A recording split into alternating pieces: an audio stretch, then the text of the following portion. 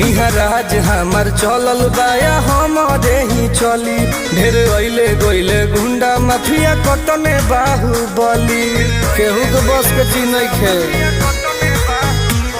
इहा राज हमार चलल बाया हमारे ही चली।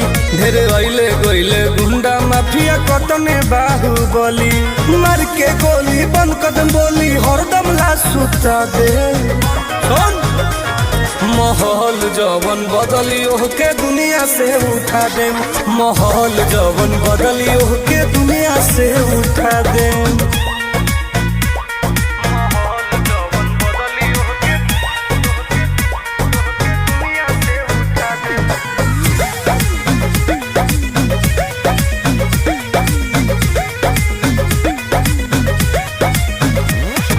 पुलिस बड़ा शासन सरकार बा